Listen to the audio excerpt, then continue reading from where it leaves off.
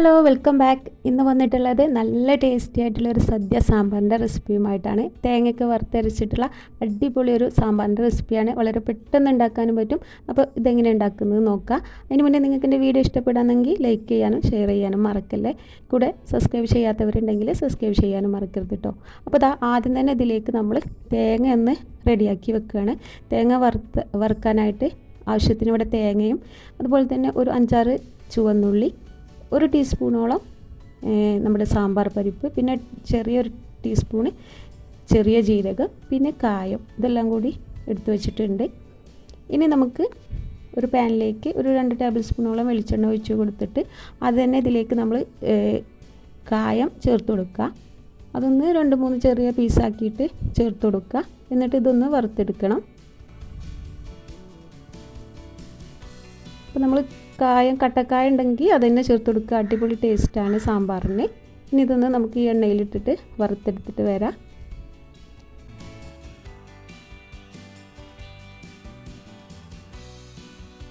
അപ്പോൾ അത് നല്ലോണം ഒന്ന് മൊരിഞ്ഞ് വന്നിട്ടുണ്ട്. ഇത് ഞാനൊരു പാത്രത്തിലേക്ക് മാറ്റി വെക്കുന്നുണ്ട്.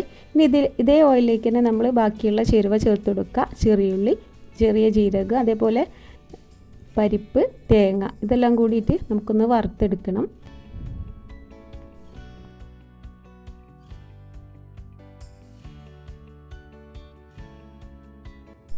അപ്പോൾ ഒരു ചെറിയ ഗോൾഡൻ കളറാവുന്നത് വരെ തന്നെ വറുത്തെടുക്കുക.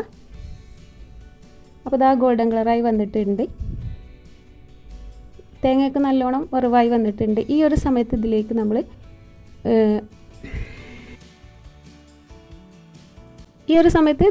കുറച്ച് മുളക് പൊടി ചേർത്ത് കൊടുക്കുക. ഒരു 2 ടേബിൾ സ്പൂണോളം മുളക് പൊടി ചേർത്ത് കൊടുക്കുന്നുണ്ട്. അതുപോലെ തന്നെ 2 ടേബിൾ സ്പൂണോളം മല്ലിപ്പൊടിയും കൂടി ഈ തേങ്ങയിലേക്ക് ചേർത്ത് കൊടുക്കുക. എന്നിട്ട് ചെറിയ തീയിൽ വെച്ചിട്ട് ഇതൊന്ന് വറുത്തെടുക്കുക. ഈ ഒരു മുളക് പൊടി മല്ലിപ്പൊടിയൊക്കെ ഒന്ന് ചെറിയ മൂപ്പിച്ചെടുക്കാനാണ് നമ്മൾ ഇതിലേക്ക് ചേർത്ത് കൊടുക്കുന്നത്. കുറച്ച് കറിവേപ്പിലയും കൂടെ ചേർത്തിട്ട് ചെറിയ തീയിൽ വെച്ചിട്ട് ഒന്നും കൂടി ഒന്ന് ചൂടാക്കിയെടുക്കുക.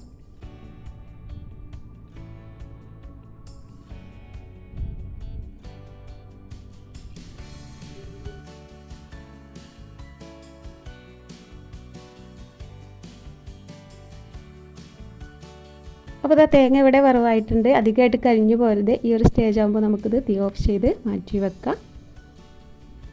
ഓഫാക്കി മാറ്റി വെച്ചിട്ടുണ്ട്. ഇനി ഇതിലേക്ക് നമ്മൾ നേരത്തെ വറുത്ത് വെച്ചിട്ടുള്ള കട്ടക്കായത്തിൻ്റെ ആ പീസും കൂടി ഇതിലേക്ക് ചേർത്ത് കൊടുക്കുക. ഇതും കൂടി ചേർത്തിട്ടാണ് നമ്മൾ അരച്ചെടുക്കുന്നത്.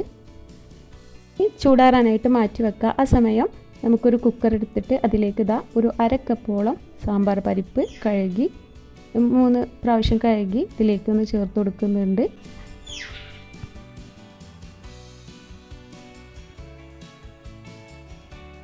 ഇതിലേക്ക് നമുക്ക് കുറച്ച് പച്ചക്കറികൾ ആഡ് ചെയ്യാം.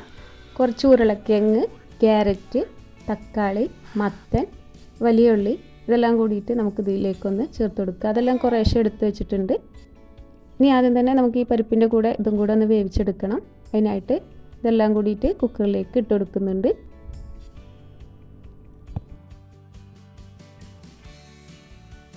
ഇനി ഇതിലേക്ക് ആവശ്യത്തിന് ഉപ്പ് ചേർത്ത് കൊടുക്കുക. അതുപോലെ തന്നെ ഒരു 1/4 ടീസ്പൂണോളം മഞ്ഞൾപ്പൊടി ചേർത്ത് കൊടുക്കുന്നുണ്ട്. ആവശ്യത്തിന് വെള്ളം കൂടെ ഒഴിച്ചിട്ട് നമുക്കിതൊന്ന് ഒരു 2-3 വിസിലൊന്ന് വേവിച്ചെടുക്കുക.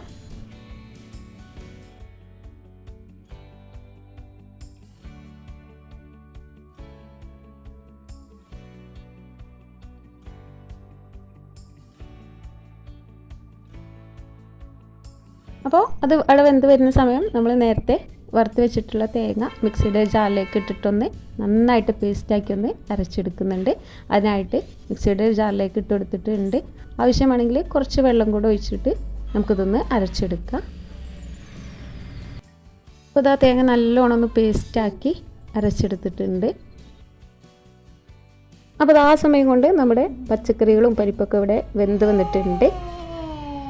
അതിനുശേഷം ഞാനത് വേറൊരു പാത്രത്തിലേക്ക് മാറ്റി കൊടുക്കുന്നുണ്ട്. അത്യാവശ്യം വലിപ്പമുള്ള ഒരു പാത്രത്തിലേക്ക് മാറ്റി കൊടുക്കുക.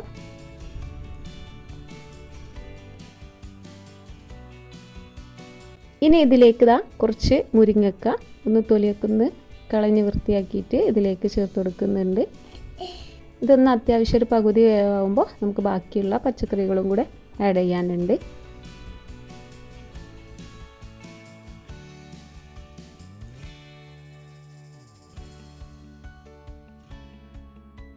അപ്പോൾ ഇതാ മുരിങ്ങയ്ക്ക കുറച്ചൊക്കെ ഒരു പകുതി വേഗമായിട്ടുണ്ട്. ഇനി ഇതിലേക്ക് ഇതാ ഒരു 2 ടേബിൾ സ്പൂണോളം സാമ്പാർ പൊടി ചേർത്ത് കൊടുക്കുന്നുണ്ട്. ഇതും കൂടി ചേർത്തിട്ട് നമുക്കൊന്ന് മിക്സാക്കി കൊടുക്കാം.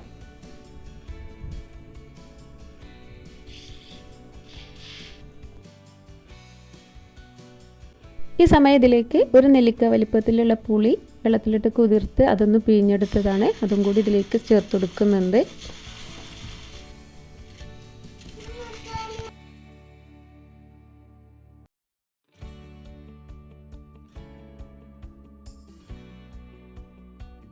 അതൊക്കെ ഒന്ന് പകുതി വേവായിട്ടുണ്ട് മുരിങ്ങയ്ക്കൊക്കെ. ഇനി ഇതിലേക്ക് നമ്മൾ ലാസ്റ്റായിട്ട് കുറച്ച് വെണ്ടയ്ക്കും കുറച്ച് വഴുതനങ്ങയും കൂടെ ചേർത്ത് കൊടുക്കുന്നുണ്ട്. ഇത് ലാസ്റ്റാണ് ചേർത്ത് കൊടുക്കേണ്ടത്. എന്നിട്ട് ഇതും കൂടി നമുക്കൊന്ന് വേവിച്ചെടുക്കണം.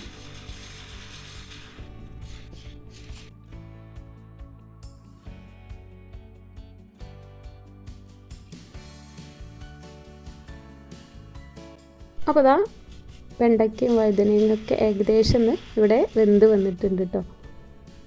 ഈ സമയത്ത് നമുക്ക് നേരത്തെ അരച്ച് വെച്ചിട്ടുള്ള തേങ്ങയുടെ അരപ്പ് ഇതിലേക്ക് ചേർത്ത് കൊടുക്കുക.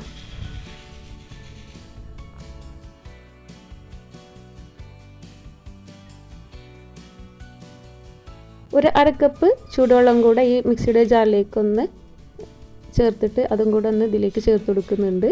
എന്നിട്ട് നന്നായിട്ടൊന്ന് മിക്സാക്കി കൊടുക്കുക.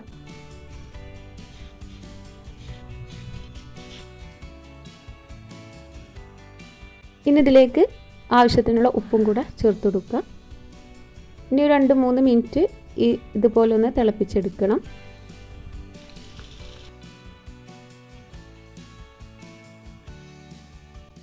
അപ്പോൾ നല്ല അടിപൊളി ടേസ്റ്റി ആയിട്ടുള്ളൊരു സദ്യ സാമ്പാറാണ് കേട്ടോ.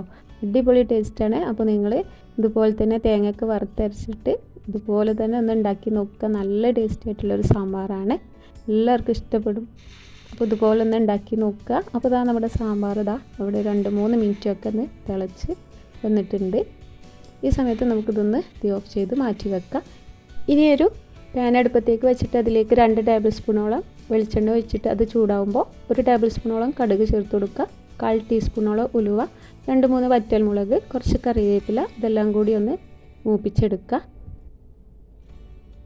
അതിനുശേഷം നമുക്ക് നമ്മുടെ സാമ്പാറിലേക്ക് ഇതൊന്ന് ഒഴിച്ചു കൊടുക്കുക. എന്നിട്ട് ഇതൊന്ന് മിക്സാക്കി കൊടുക്കുക.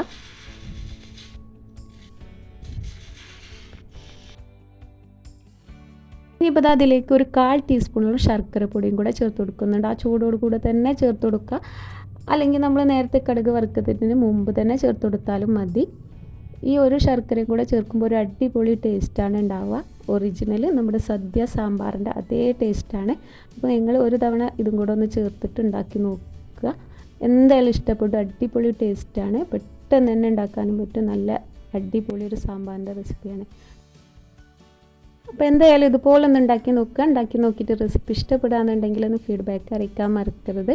അതുപോലെ തന്നെ ഇഷ്ടപ്പെടാമെങ്കിൽ ലൈക്ക് ചെയ്യാനും ഷെയർ ചെയ്യാനും മറക്കരുത്. ചാനൽ സബ്സ്ക്രൈബ് ചെയ്യാത്തവരുണ്ടെങ്കിൽ ഒന്ന് സബ്സ്ക്രൈബ് ചെയ്ത് സപ്പോർട്ട് ചെയ്യാനും മറക്കരുത്. അപ്പോൾ പുതിയൊരു വീഡിയോയുമായിട്ട് ഇനിയും കാണാം. Thank you.